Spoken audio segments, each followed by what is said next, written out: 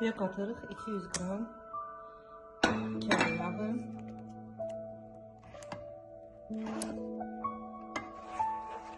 qaçdıra qoyuruq odun üstünə.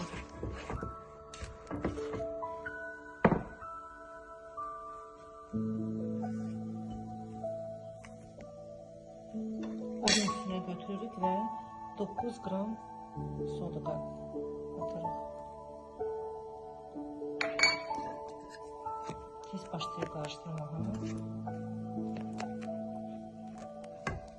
Başlayıb köpürlənməyə. Köpürlənməsinə deməli ya bal keyfiyyətlidir, ya da sodanın deməli müddəti çıxıb bitib. Biraz gözləyirik ki, kütlə biraz soyusun və un qatacağıq. Bu xəmirə 800 qram un gedir. Mən ayrıca tökürəm onu.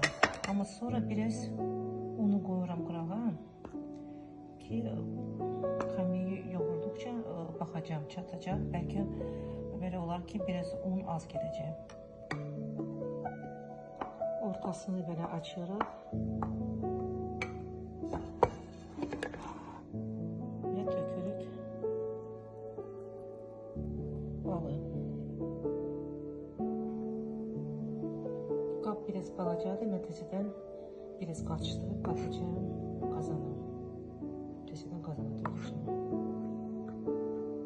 Biraz da un əlavə edirəm. Yapışqan xəmir çıxır. Biraz yapışmalıdır. Amma ki, yenə də un tökmə lazım deyil. Buzxanaya qoyub çıxartandan sonra baxarıq necə olacaq. Bu belə xəmir alınır və onu qabaqcadan 6 gündəyə bölürəm. Eyni gündələrə, eyni qramda. Hərəsini dərəcədə ölçürəm ki, eyni qramda olsun. Gündələri yığıram taxtanın üstünə və 1 saatlıq yerləşdirirəm buzxanaya ki, xəmir soyusun.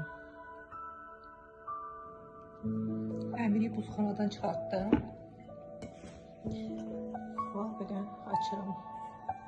Ballı qorucam.